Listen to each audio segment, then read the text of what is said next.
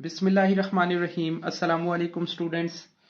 Swiss family Robinson class 6 novel, और आज हमारे सामने पेज नंबर 16 है। और पेज नंबर 16 पे हम कोशिश करेंगे कि कुछ एक्टिव तरीके से हम रीडिंग कर पाएं, कुछ अच्छे तरीके से सिंपल से सेंटेंस और उनकी तरतीब को जानने की कोशिश करें, और थोड़ा रीडिंग को हम टाइम दें ताकि रीडिंग हमारी कंसेप्ट क्लियर होंगे तो जरा बेहतर हो जाएगा। और मैं आपसे थोड़ी सी रिक्वेस्ट करूंगा कि जो क्लास 5 और क्लास 6 होती है, स्पेशली क्लास 7 होती है, ये एक बेस क्लासेस होती हैं जो इंग्लिश आपको सीखने का यहाँ पे मौका मिलेगा, इस टाइम भी मिलेगा, ये अगली किसी क्लासेस के अंदर नहीं मिलेगा। जो छोटे छोटे पॉइंट हैं, मेरी कोशिश होगी कि मैं उनको कंसेप्ट क्लियर करूं। अगर फिर भी कोई चीज हमारी रह जाती है, पेंडिंग रह जाती है, तो आप कमेंट में अगर मुझे पर्सनली चीज को एक्सप्लेन करने के लिए कहेंगे तो मैं इंशाल्लाह आपको वो भी करके दूंगा। सो चैप्टर नंबर 4 पे आते हैं। After a good night sleep, कि एक अच्छी रात की नींद गुजारने के बाद या एक अच्छी नींद लेने के बाद, the pastor decided that, pastor ने ये फैसला किया, ये प्रेजेंट इंडेफिनेट है, इसे आप सिंपल टेंस कह सकते हैं। और मोस्टली इस सारे चैप्टर के अंदर जो टेंस यूज हुआ है वो इंडेफिनेट है, सेकंड फॉर्म यूज करते हैं, सब्जेक्ट है, सेकंड फॉर्म है, देन ऑब्जेक्ट है। ये आपको सारा स्ट्रक्चर अल्हम्दुलिल्लाह पता होएगा, या थोड़ा थोड़ा हम जान लेंगे आगे टाइम के साथ। That the day should be spend looking for the missing crew, कि जो नेक्स्ट डे है, जो अगला दिन है या जो दिन है, वो हमने मिसिंग क्रू को ढूंढने के लिए लगाना है। ये जो क्रू वर्ड है, इसकी थोड़ी सी आप डेप्थ स्टडी कर लें कि ये एक कोलेक्टिव नाउन है। कोलेक्टिव नाउन ऐसे होते हैं जिनको हम एज ए होल लेते हैं, जैसे फ्लीट, जैसे क्राउड, जैसे आर्मी, जैसे ये वर्ड्स होते हैं ना, ये कोलेक्टिव होते हैं। सो यहाँ पे ये जो वर्ड है, ये क्रू में मेंबर तो काफी सारे हैं, क्योंकि क्रू जो होता है अ ग्रुप ऑफ पीपल होता है जो work together to operate the aeroplane या to operate the ship, operate कर रहे होते हैं। सो एक्सप्लोरिंग द एरिया, और उन्होंने एक्सप्लोर करना, यानी उन्होंने दिन के टाइम में दो काम करने थे, कि एक एरिया एक्सप्लोर करना था, दूसरा अपना मिसिंग क्रू जो है उसे ढूंढना था, लुक आफ्टर करना था, ख्याल करना था उसका।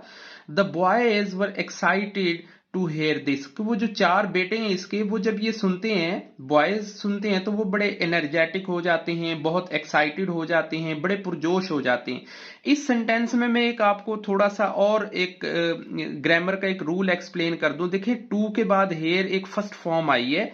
आप हमेशा याद रखिएगा कि सेंटेंस जो मर्जी आ जाए, चाहे वो फ्यूचर में हो, पास्ट में हो, प्रेजेंट में हो, वर्ब आफ्टर वर्ब अगर कहीं पे यूज होगा तो टू के बाद हम हमेशा फर्स्ट फॉर्म ही लगाएंगे। जैसे एक्साइटेड भी यहां पे वर्ब है, टू हेयर भी यहां पे वर्ब है, लेकिन एक्साइटेड आई है इस सेंटेंस के स्ट्रक्चर के हिसाब से, लेकिन टू हेयर आई है एक रूल के हिसाब से कि टू के बाद हम फर्स्ट फॉर्म यूज करेंगे। ज्यादा डेप्थ में जाने की अभी हमें जरूरत नहीं है। सिंपल आपने ये देखना है कि अगर टू के बाद हमें कहीं वर्ब लगानी पड़ जाए, जैसे to play, to eat, to go, to hear, तो हम फर्स्ट फॉर्म लगाएंगे, ना कि to hearing, to going, to drinking, ऐसे नहीं लगाएंगे, सिर्फ सिंपल फर्स्ट फॉर्म यूज होगी। लेट्स ऑल गो, ठीक है सब चलते हैं। दे बेग्ड, उन्होंने तरला मारा। बेग्ड का होता है तरगीब करना, रिक्वेस्ट करना, मिन्नत समाजत करना, तरला मारना। नो नहीं। सेड द पास्टर, पास्टर ने जवाब दिया। पास्टर जो है उनके फादर हैं, उन्होंने जवाब दिया कि नो नो नो नहीं। Who knows what danger they may be, कौन जानता है कि वहां पे किस किस्म के खतरे होंगे। आउट देर, वहां पे बाहर, कौन जानता है कि वहां किस किस्म के खतरे होंगे। फ्रिट्स and I will be able, फ्रिट्स और मैं, हम इस काबिल हैं, टू ट्रेवल। अब देखें, मैंने जो एक्सप्लेन आपको टू हेयर का किया था, अब यहां पे टू ट्रेवल भी वही सेम सेंटेंस की सीक्वेंस वहां पे बन रही है। टू हेयर, टू ट्रेवल, मैं इंशाल्लाह थोड़ा थोड़ा आपको इंडिकेट करता जाऊंगा ताकि थोड़ी मेमोराइज होती जाए ना चीजें। मच फास्टर, ज्यादा तेज हैं। इफ वी आर अलोन, अगर हम अकेले जाएंगे, यानी फ्रिट्स और मैं अगर अकेले जाएंगे तो हम थोड़ा तेज चल लेंगे, हम जरा फास्ट होएंगे। डोंट वरी अबाउट अस, हमारे बारे में परेशान नहीं होइएगा।